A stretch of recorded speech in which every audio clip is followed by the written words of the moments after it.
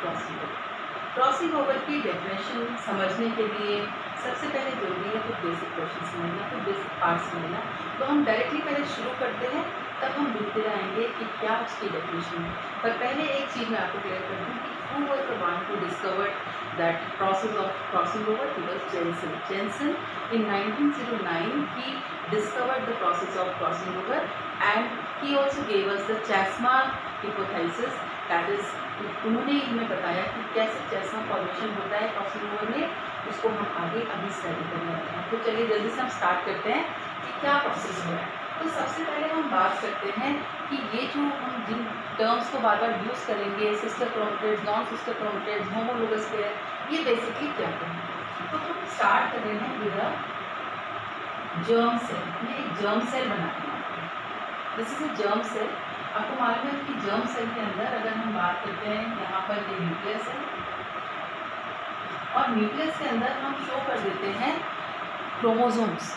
ये जो क्रोमोसोम्स हैं अभी ये वेल डिफाइंड नहीं है, तो हम एक तरफ शो करेंगे रेड से, क्योंकि एक पेयर को हम शो कर रहे हैं एक साइड को विद द रेड, मतलब वो मदर के क्रोमोसोम हो सकते हैं, और जो फादर के हैं हम शो कर रहे हैं विद द ब्लू। ठीक है, तो हमारे जो जर्म सेल है जिसमें फाइनली गैमेटोजेनेसिस होना है, ठीक है, उसमें दोनों के कैरेक्टरिस्टिक्स प्रेजेंट होंगे, मदर के भी फादर के भी। तो ये एक मैंने जर्म सेल को ड्रॉ किया और जो भी मैंने जर्म सेल बनाया है ये अभी कैसा है, डिप्लॉयड। This is diploid. ठीक है, ये डिप्लॉयड है। इसका मतलब इसमें अभी हमें क्या दिख रहा है, क्रोमोसोम्स जो है फादर मदर के दोनों अभी पेयर में प्रेजेंट है। ठीक है, इसका मतलब इसमें 2 सेट ऑफ क्रोमोसोम अभी प्रेजेंट है। यहाँ पर ये जो हमने शो करे हैं ये अभी क्रोमोसोम्स हैं जो पूरी तरीके से डेवलप नहीं हुए, क्योंकि ये डेवलप कौन से स्टेज में होते हैं, जैसे ही जब इनमें डिवीजन स्टार्ट होगा, मियोसिस 1 स्टार्ट होगा, तो वैसे ही इनमें धीरे धीरे क्या होगा, जो ये क्रोमेटिन मटीरियल है ये क्रोमोसोम में कन्वर्ट हो जाएगा। तो सबसे पहले स्टार्ट करते हैं हम इंटरफेस से। इंटरफेस की जैसे ही स्टेज ऐड होगी तो फॉरन क्या होगा, इनमें रेप्लिकेशन शुरू हो जाएगा। रेप्लिकेशन का मतलब कि यहाँ पर अब इनमें इनकी स्ट्रक्चर कुछ इस तरह से हो जाएगी।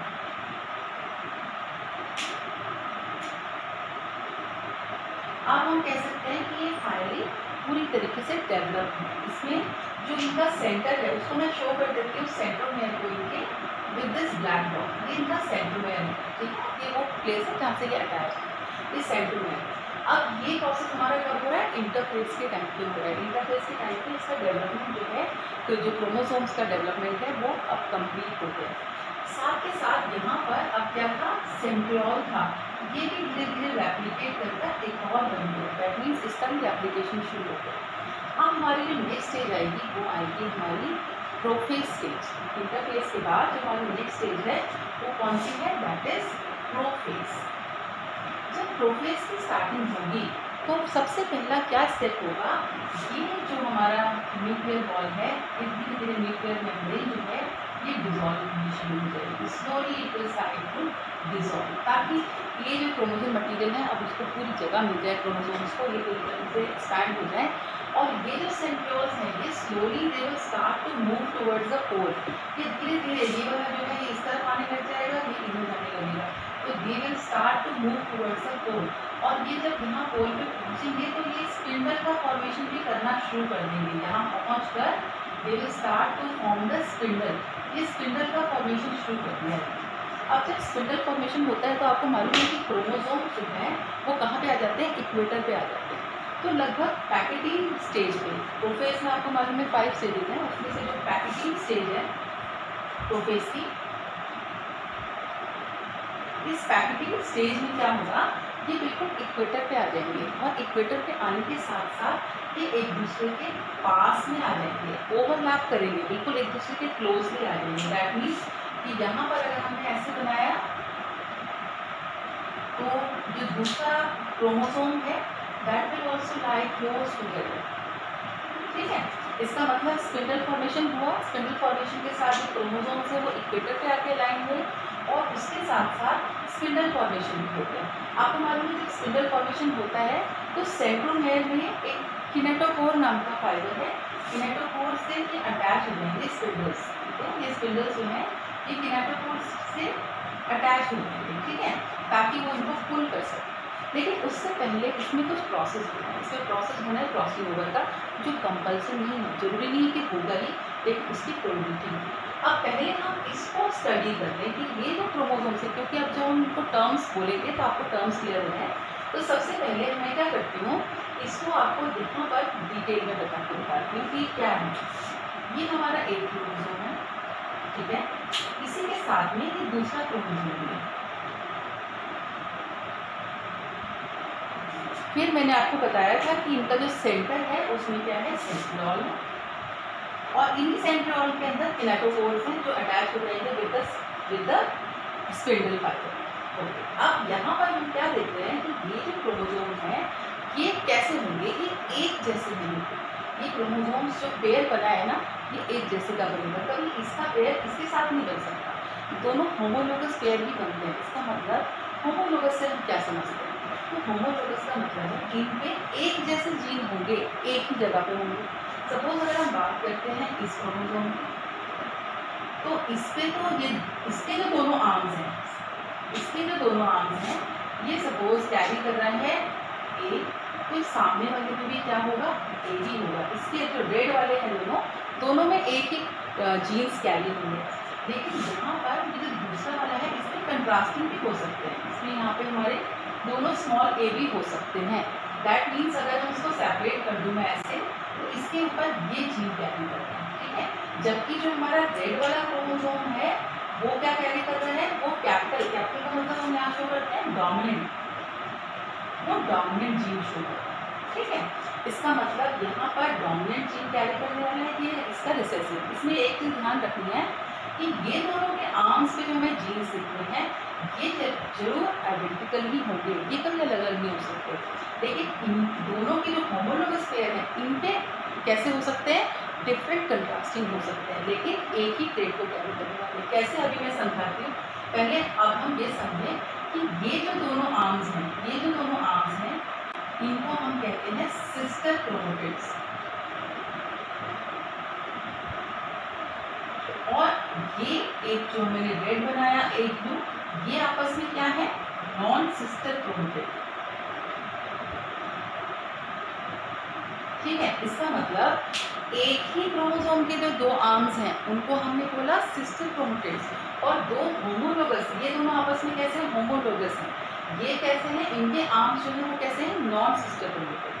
अब हम बात ये भी कर रहे हैं कि ये इनको हम होमोलोगस क्यों कह रहे हैं, हम इसको और इसको क्यों नहीं होमोलोगस कह देते, उसके पीछे क्या रीज़न है उसको हम अभी देखते हैं। पहले मैं थोड़ा सा जीन्स की लोकेशन बताऊंगी, फिर आपको क्लियर हो जाएगी। यहाँ पर एक और जीन कैरी कर रहे हैं, ये है बी, यहाँ पे हमने ले लिया इसका रिसेसिव, लेकिन जरूरी नहीं है, हो सकता है यहाँ पर हमारा कैपिटल बी हो और यहाँ पे स्मॉल, ये भी पॉसिबल है। एक तीसरा हमने ले लिया यहाँ सी की जगह मैं ले लेती हूँ सी ही लेंगे ताकि हमें उसमें ध्यान रहे, और सी में हम दूसरी तरफ यहाँ पे ले रहे हैं स्मॉल सी, इसको मैं थोड़ा सा ऐसे बनाती हूँ स्मॉल सी, ठीक है। अब ये क्या क्या कैरेक्टर्स कैरी करते हैं, पहले हम ये भी देख लेते हैं कि ये जो ABC जीन्स हैं ये क्या कैरेक्टर कैरी करते हैं। तो ये जो होमोलोगस क्रोमोसोम है, सपोज ये हम बालों की बात कर लेते हैं, हम हेयर की बात कर लेते हैं। इसमें जो ये कैपिटल B है ये तो है फॉर ब्लैक कलर, ठीक है, तो हम ऐसे लिख लेते हैं। B से शुरुआत कर रही हूँ ताकि ध्यान रहे, ब्लैक, ठीक है। C से हम बात कर लेते हैं कर्ली, और A से अगर हम रखते हैं तो हम बालों की कौन सी क्वालिटी रख सकते हैं, रफ, ठीक है।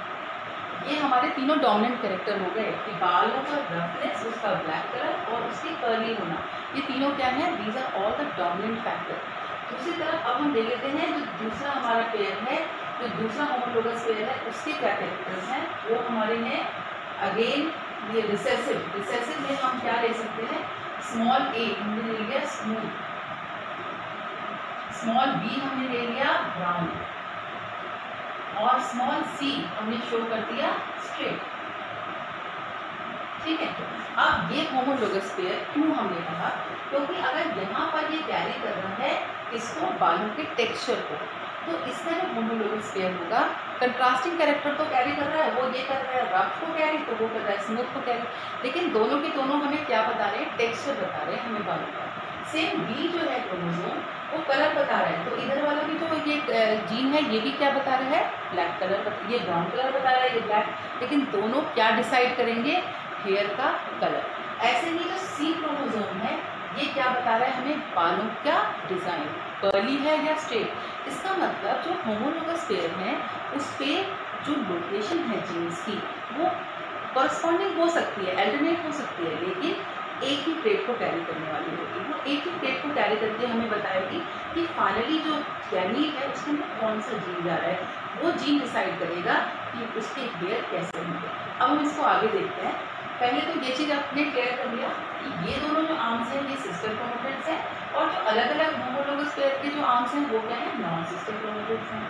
अब ये कैरी कर रहे हैं एक जैसे जीन को, इसीलिए हमने इसे क्या बोला, होमोलोगस पेयर। यहाँ पर हमने आपको शो करा था कि यहाँ पर क्या हुआ, यहाँ पर ये इतने पास आ गए पैकेटिंग स्टेज में कि ये ओवरलैप कर रहे हैं, इनमें से ये क्या हो गया, ओवरलैपिंग हो गई। इसका मतलब यहाँ पर अगर हमने रेड वाला हमने ये बनाया था क्रोमोसोम, तो रेड वाला क्रोमोसोम और जो दूसरा इसका ब्लू क्रोमोसोम है ये एक दूसरे से क्रॉस कर रहा है, ओवरलैपिंग हो गई उनकी एक दूसरे के साथ। ओवरलैपिंग होने पर क्या होगा, थोड़ी देर के लिए ये एक दूसरे के साथ रहेंगे, अटैच हो जाएंगे एक दूसरे के साथ। अटैच होने के बाद उनके अंदर एक दूसरे के प्रति स्ट्रॉन्ग अट्रैक्शन फोर्स बन जाएगी, जिसकी वजह से अब जब स्पिंडल फॉर्मेशन पूरा हो गया तो आपको मालूम है नेक्स्ट स्टेज पे क्या होगा, पुल करेंगे इससे, ठीक है।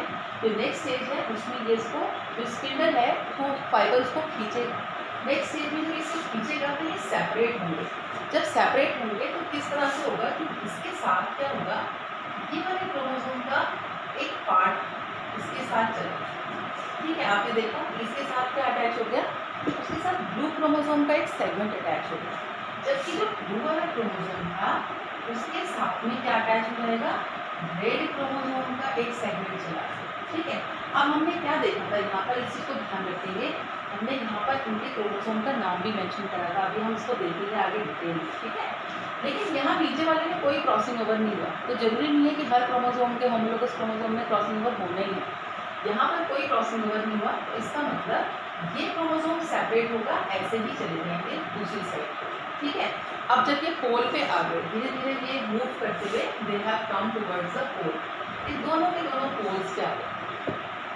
पोल्स पे जब आए तो हमने इसको ऐसे शो कर देती हूँ, इसके साथ रेड सेगमेंट चला गया है, इधर जो रेड वाला क्रोमोसोम है उसके साथ में ब्लू सेगमेंट चला, ठीक है। अब क्या होगा, इसके बाद यहाँ पर बीच में वॉल बन जाएगी, वॉल फॉर्मेशन होगा, न्यूक्लियर मेम्ब्रेन बनेगी, और अब फिर से क्या होगा, दो सेल में डिवाइड होगा। ये दो सेल का फॉर्मेशन हो गया, यहाँ पर दो सेल में हमारे जो क्रोमोसोम गए वो अलग अलग होकर चले गए, उनमें कुछ डिफरेंस आ गया। डिफरेंस तो आपको दिख रहा है ना कि उनका सेगमेंट एक्सचेंज हो गया। इस सेगमेंट एक्सचेंज से क्या फ़र्क पड़ने वाला है, इसको हम देखते हैं। तो इसको पहले समझने के लिए इसको ज़रा रब कर देती हूँ। ये मैं लिखा रखा है ताकि आप उसको देखकर समझ पाओ कि क्या डिफरेंसेस आए हमारे जीन्स में। हमने इस तरह से बनाया था, ठीक है। ये मैंने बना ली हूँ जो हमारा एक वन साइड सेल हो गया, और फिर इधर मैं बना देती हूँ जो दूसरा सेगमेंट है, जो हमारा ये मैंने बना दिया जो हमारा दूसरा अटैच हो गया, ठीक है। यहाँ पे सेंट्रोमेयर शुरू कर देते हैं, ठीक है। अब यहाँ पर हमने क्या देखा, ये सेगमेंट सेपरेट हो गए, ये क्रोमोसोम होमोलोगस जो क्रोमोसोम से ये अब सेपरेट हो गए, लेकिन इनमें एक एक पेयर चला गया, एक एक सेगमेंट चला गया दूसरे से। क्रोमोसोम्स हमारे कैसे अटैच थे, यहाँ पर था हमारा कैपिटल ए, यहाँ था बी, और यहाँ पर हमारा था सी। तो हम इसको ऐसे ही लिख देते हैं ए बी सी। इधर से जो ब्रेक होके आया, अब यहाँ पे क्या ब्रेक होके आ गए, यहाँ पे ब्रेक होके आ गए हमारे ए बी, और क्योंकि यहाँ तो हमारा कोई वो हुआ नहीं था सेगमेंट, यहाँ पर कैपिटल सी ही है, ठीक है। इधर अगर हमारा सेगमेंट की हम बात करते हैं तो यहाँ पर हमारा ए बी और स्मॉल सी, यहाँ पर अब हमारे क्या आ गए, कैपिटल ए कैपिटल बी और यहाँ पर स्मॉल सी। ठीक है, ये जो सिर्फ मैंने क्या शो करा है कि जो सेगमेंट ब्रेक हुए उनको मैंने शो कर दिया। ठीक है, अब इससे क्या फर्क पड़ने वाला है, what will be the difference created. अब नेक्स्ट स्टेज पे हमारा आएगा मियोसिस का 2, मियोसिस सेकेंड स्टेज आएगी। मियोसिस सेकेंड स्टेज में क्या होने वाला है, मियोसिस सेकेंड स्टेज में ये हैप्लॉइड हो जाएंगे। हैप्लॉइड होने का मतलब इनमें से एक ही पार्ट जाएगा एक सेल में। ठीक है ना, स्पिंडल फॉर्मेशन होगा, लेकिन अब की बार क्या होगा, ये सेपरेट हो जाएंगे, आपस में भी ब्रेक हो जाएंगे, डिप्लॉइड से हैप्लॉइड बन जाएंगे। अब हम इसको ऐसे शो करें, जब दो सेल बने,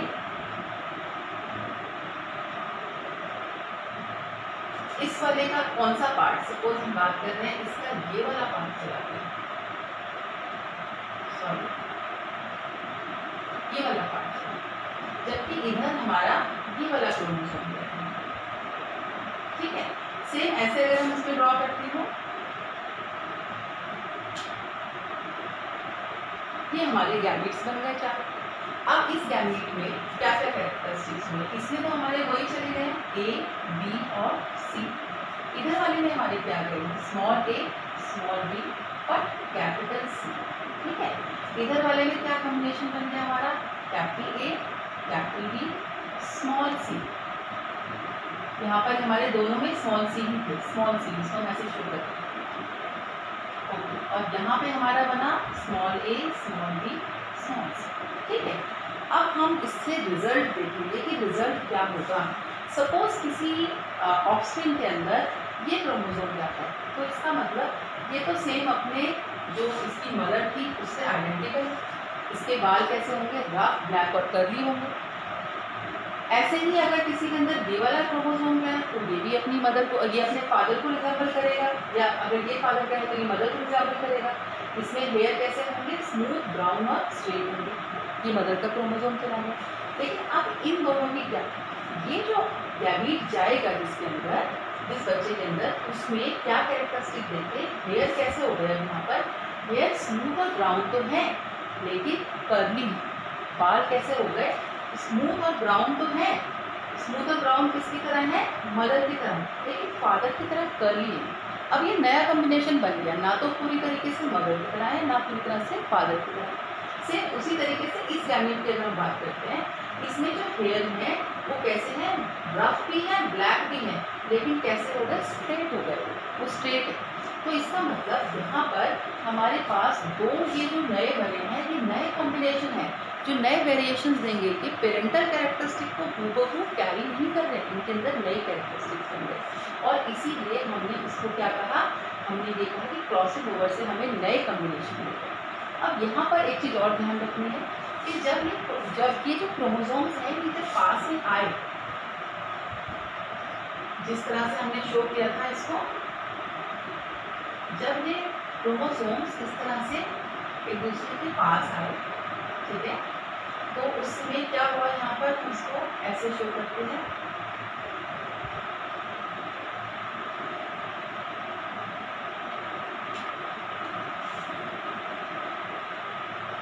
ये मैं आपको बिना जीन्स के वैसे समझा रही हूँ इस स्टेज को क्या कहते हैं। ठीक है, ये हमारे क्रोमोसोम्स हैं, जब ये हमारे प्रोफेज पैकेटीन में एक दूसरे के पास आए, तो जिस जगह पर ये ओवरलैप करा, जिस जगह पे इन्होंने एक दूसरे को क्रॉस किया, उस जगह को हम चेस्मा, ठीक है, ये जो प्लेस है, the place where they overlap, जिस समय वो ओवरलैप कर रहे हैं क्रॉसिंग के टाइम पे, उस जगह को हम चेस्मा कहते हैं। और ये जो 4 हमें आर्म्स दिख रहे हैं, बेसिकली 4 हमें अलग अलग क्रोमोसोम दिख रहे हैं, इनको हम क्या कहते हैं, वी कॉल इट टेट्राड। इस स्टेज को टेट्राड स्टेज भी कहते हैं, ये टेट्राड फॉर्मेशन हो गया। तो ये भी ध्यान रखना है आपको कि चेस्मा क्या है, वो प्लेस है ओवरलैप हो रहा है, और टेट्राड क्या है, जो फॉर्मेशन हुआ, जो स्ट्रक्चर फॉर्मेशन हुआ दोनों होमोलोगस पेयर के एक दूसरे के क्लोज आने पर, उसे हमने क्या कहा, वी कॉल इट टेट्राड। क्या रिजल्ट हुआ इसका, क्रॉसिंग ओवर हुआ, नए हमें कॉम्बिनेशन मिला। ठीक है, अब ये क्रॉसिंग ओवर हमें यहाँ पे क्या दिख रहा है, एक ही जगह पे हुआ, एक ही जगह पे तो हमें सेगमेंट ब्रेक करता हुआ दिखा, एक ही जगह पे सेगमेंट एक्सचेंज हुआ, तो हमने इसे कहा सिंगल क्रॉसिंग ओवर।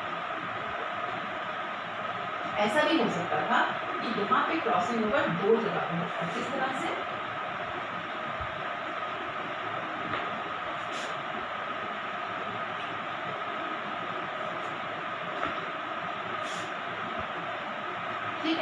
अब इसमें क्या होगा, इसके साथ ये वाला ब्रेक हो सकता है, इसके साथ क्या हो गया, ये वाला कंबाइन हो गया, जबकि इस वाले के साथ हमारा आगे रेड वाले का पार्ट एक और भी चला गया। ठीक है, इसका मतलब अब हमें क्रॉसिंग ओवर के बाद किस तरह से मिलेगा, हमें ये जो क्रॉसिंग ओवर है हमारा, ये हमें दो जगह पे मिलेगा, दो पॉइंट्स पे मिल रहा है, दो जगह पे हमारा चेस्मा, यहाँ पे हमारा दूसरा चेस्मा बना था जब ये आपस में कंबाइन हुए थे, तो ये दो पॉइंट पे जब चेस्मा फॉर्मेशन होगा, दो जगह पे ओवरलैप करेंगे, तो फिर हमारा क्या बनेगा, इससे हमारा बन जाएगा डबल क्रॉसिंग ओवर। तो हमारा बन गया डबल क्रॉसिंग ओवर। और कभी कभी ऐसा भी होता है कि मल्टीपल, मतलब जो हमें ये बाद में जो हमें ये वाला गैमीट में हमें जो वो मिला है हैप्लॉइड, उसमें हमें क्या हो सकता है, जगह जगह पे बहुत सारे क्रॉसिंग ओवर, हमारे दो से ज़्यादा क्रॉसिंग ओवर भी हो सकते हैं। दैट मीन्स कि बहुत सारे ओवरलैपिंग भी हो सकते हैं। तब हम उसे क्या कहेंगे, हम उसे कहेंगे मल्टीपल क्रॉसिंग। मल्टीपल मतलब जब एक जगह से दो जगह से ज़्यादा क्रॉसिंग ओवर को बार बार क्रॉसिंग ओवर दिख रहा है, तो हम उसे मल्टीपल क्रॉसिंग ओवर। अब हमारा इसके बाद जो टॉपिक आ रहा है वो है कि कौन से फैक्टर हैं जो इस क्रॉसिंग ओवर को इफेक्ट करते हैं, कौन सी ऐसी चीज़ें हैं जिससे क्रॉसिंग ओवर का होना ज़्यादा या कम हो सकता है। तो हम पहले फैक्टर्स को स्टडी कर रहे हैं, what are the factors that affect the crossing over. Factors की बात कर रहे हैं, फैक्टर्स इफेक्टिंग क्रॉसिंग ओवर। ठीक है, सबसे पहले हम बात करते हैं डिस्टेंस। डिस्टेंस का मतलब जो जीन्स है उनके बीच का डिस्टेंस। जैसे हमने यहाँ पे बात करी थी, ये हमारे जीन्स है, तो एक जीन ये है ए, ये बी, और यहाँ पर हमने तीसरा शो कर दिया या यहाँ पे शो कर दिया, ये है सी। आइडेंटिकल होंगे दोनों, तो ए और बी के बीच का डिस्टेंस कम है, और ए और सी का अगर हम कंपेयर करें तो डिस्टेंस ज़्यादा है। तो डिस्टेंस जिनमें ज़्यादा है उनमें क्रॉसिंग ओवर के चांसेस ज़्यादा हैं। डिस्टेंस ज़्यादा है तो क्रॉसिंग ओवर के चांसेस भी ज़्यादा हैं, डिस्टेंस कम है तो क्रॉसिंग ओवर के चांसेस भी कम है। तो इसका मतलब it is directly proportional to crossing over. Crossing over के डायरेक्टली प्रोपोर्शनल होगा डिस्टेंस। ठीक है, जितना ज़्यादा डिस्टेंस बढ़ेगा उतना ज़्यादा क्रॉसिंग ओवर भी चांसेस होना उसका बढ़ जाएगा। सेकेंड हम बात करते हैं एज। एज से क्या होगा, जैसे जैसे एज बढ़ती है ऑर्गेनिज्म में जो लिंकेज है वो स्ट्रॉन्ग हो जाते हैं, बॉन्ड्स के बीच के जो जोड़ हैं, जो उनके बॉन्ड्स हैं वो बहुत, जो जीन्स के बॉन्ड हैं वो बहुत स्ट्रॉन्ग हो जाते हैं, जिससे क्रॉसिंग ओवर के चांसेस कम होते चले जाते हैं। तो इसका मतलब जैसे जैसे एज बढ़ेगी क्रॉसिंग ओवर के चांसेस कम हो जाएंगे। ठीक है, उसके बाद हम बात करते हैं थर्ड, अगर हम बात करते हैं टेम्परेचर। टेम्परेचर जैसे जैसे बढ़ता है, जैसे टेम्परेचर राइज होता है तो बॉन्ड वीक हो जाता है, उनके बीच का जो एक तरह से उनको होल्ड करने वाली स्ट्रेंथ है वो कम हो जाती है, जिसकी वजह से क्रॉसिंग ओवर बढ़ जाता है। तो जैसे जैसे टेम्परेचर बढ़ेगा क्रॉसिंग ओवर भी बढ़ता चला जाएगा। फिर हम नेक्स्ट पे आते हैं कुछ केमिकल्स। कुछ ऐसे केमिकल्स हैं जैसे हमारे सल्फोनेट्स हैं, कुछ ऐसे इथाइल मीथेन सल्फोनेट, जो ऐसे केमिकल्स हैं जिनके प्रेजेंस में क्रॉसिंग ओवर के चांसेस बढ़ जाते हैं। कुछ ऐसे गैसेस भी हैं, कुछ ऐसे रेडिएशंस भी हैं जिनके प्रेजेंस में जो चांसेस हैं हमारे, जैसे अगर हम बात करते हैं रेडिएशंस की या रेज की, तो हमारी जो एक्सरेज हैं वो भी ऐसी रेज हैं जिनकी प्रेजेंस में हमने देखा कि जो ड्रोसोफिला पे एक्सपेरिमेंट्स हुए, अगर एक्सरेज लगातार पास करें तो उसमें क्रॉसिंग ओवर के चांसेस उनके बढ़ जाते हैं। तो इसका मतलब कि केमिकल्स और एक्सरेज जो हैं ये क्रॉसिंग ओवर के चांसेस को बढ़ा देते हैं। ठीक है, उसके बाद हम बात करते हैं नेक्स्ट पे हम बात करेंगे इनके सेंट्रोमेयर के, इनका जो जिसको हम बोलते हैं हेट्रोक्रोमेटिन। ठीक है, जो प्लेस है सेंट्रोमेयर के आसपास उनमें बहुत कम क्रॉसिंग ओवर देखने को मिलती है। इसका मतलब जैसे हमने ये क्रोमोसोम बनाया, तो अगर जो जीन यहाँ पे सिचुएटेड है, जो जीन यहाँ पे सिचुएटेड है इस सेंट्रोमेयर के पास, वहाँ पर हमें बहुत कम क्रॉसिंग ओवर देखने को मिलता है। ठीक है, तो ये हमारा हो गया हेट्रोक्रोमेटिन। इसके अलावा और कौन से फैक्टर हो सकते हैं जो इसको इन्फ्लुएंस कर सकते हैं? एक है हमारा इंटरफेरेंस। इसका मतलब क्या है कि अगर एक क्रॉसिंग ओवर हो चुका है तो वो ऑटोमेटिकली दूसरे क्रॉसिंग ओवर को होने से रोकता है। इसका मतलब कि अगर हमारा एक जो क्रॉसिंग ओवर है वो खुद ही दूसरे को कंट्रोल कर रहा है, एक को सबसे पहले खुद ओवरलैप हो गया तो वो अपने आसपास में दूसरे क्रॉसिंग ओवर के चांसेस को कम कर देगा। इसी को हम क्या कहते हैं, इंटरफेरेंस कहते हैं। ठीक है, तो हमारा क्या क्या फैक्टर्स हैं जो इफेक्ट कर रहा है हमारे क्रॉसिंग ओवर को। डिस्टेंस बहुत इंपॉर्टेंट रोल प्ले करता है, डायरेक्टली प्रोपोर्शनल है क्रॉसिंग ओवर को। एज रिवर्स, जितना एज ज़्यादा होगा उतना क्रॉसिंग ओवर कम होता जाएगा। टेम्परेचर जैसे जैसे बढ़ेगा क्रॉसिंग ओवर बढ़ेगा। केमिकल्स, कुछ ऐसे केमिकल्स हैं जिसके प्रेजेंस में हमारा जो क्रॉसिंग ओवर है उसके चांसेस बढ़ेंगे। एक्स रेज और कुछ ऐसी रेज हैं, गामा रेज हैं, जो इसके इन्फ्लुएंस से क्रॉसिंग ओवर के चांसेस बढ़ जाते हैं। हेट्रोक्रोमेटिन मतलब जो हमारा सेंटर पोजीशन है उसके जितना दूर होंगे क्रोमेटिन से उतना ज़्यादा, जो उतना सेंट्रोमेर से उतना ज़्यादा जो है क्रॉसिंग ओवर के चांस बढ़ेंगे। जितना क्लोज होंगे सेंट्रोमेर से उतना क्रॉसिंग ओवर कम होगा। इंटरफेरेंस मतलब एक क्रॉसिंग ओवर जो है वो दूसरे क्रॉसिंग ओवर को होने से रोकेगा। ये सारे हमारे फैक्टर्स थे जो इसको इन्फ्लुएंस करते हैं। आई होप कि आपको ये टॉपिक समझ में आ गया होगा। अगर आपको अभी भी कोई डाउट है तो you can ask me and right in the comment box so that I can come to know that this topic is still some point is to be covered। अगर आपको समझ में आ गया हो तो फिर हम नेक्स्ट टॉपिक में या नेक्स्ट इसमें हम डिस्कस करेंगे इससे रिलेटेड कुछ important question answers. Thank you. Students, proper mic और प्रॉपर फैसिलिटीज़ ना होने की वजह से वीडियो में आवाज़ बहुत साफ़ नहीं है। आपको ब्लैक बोर्ड भी छोटा लग रहा है, सॉरी फॉर दैट। मैंने पूरी कोशिश करी है कि आपको टॉपिक समझ में आए। आई होप कि आपको इससे टॉपिक क्लियर हुआ होगा। अगर अच्छा लगा हो तो लाइक ज़रूर करना, सब्सक्राइब ज़रूर करना। थैंक